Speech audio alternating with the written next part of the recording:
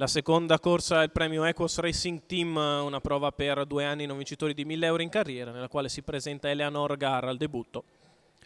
E lei è la netta favorita, l'1 Erbaluce sì, 2 Eleanor Gar, 3 Vita Trio, 4 Elixir, 5 Elma di Girifalco, 6 Ertomatto, in seconda fila 7 Event Rose, 8 Ezechiela, 9 Ernesto Spritz, 10 Elert Ama. Autostart che inizia a guadagnare velocità e va per lasciarli, si ritrae Elma dei Greppi, Elma di Girifalco, scusate, e si parte con veloce Evita Trio che scavalca Eleanor Gar e va al comando mentre ha sbagliato Ertomatto. Al largo Elixir, mentre allo steccato c'è Erbaluce, sì. Poi ancora Elert Ama, preceduto da Ezechiela. E così i primi 200 metri da parte di Evita Trio si completano in 15,7.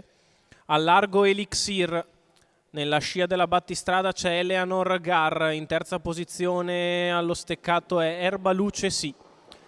Elixir punta in avanti con decisione su Evita Trio, i primi 400 se ne vanno in 31,9 ma con una frazione svelta perché Elixir, sollecitata da Maurizio Visco, attacca e passa nei confronti di Evita Trio. In terza posizione sempre Eleanor Gar a precedere Erbaluce sì, mentre prova ad avanzare all'esterno Elma di Girifalco, trascinandosi Ernesto Spritz. Dopo 600 metri muove al largo Eleanor Gar che punta in avanti davanti alle tribune.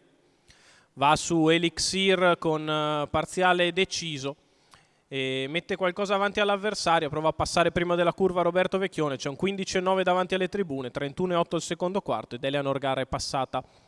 Elixir un po' in difficoltà sulla piegata, viene scavalcata anche da Evita Trio che rimedia al volo a un'incertezza, in mezzo alla pista prova ad avanzare Ernesto Spritz. Segue i primi Elma di Girifalco che se l'è fatta di fuori, poi ancora Ezechiela. Sulla retta opposta alle tribune, allunga dopo un chilometro in 1,18,9. Numero la battistrada 5, che Elma piazza di un 14,9 per la retta di là. squalificato. Eleanor Gar in vantaggio, Ernesto Spritz che si ingamba e prova ad andarla a prendere. Poi allo steccato Evita Trio.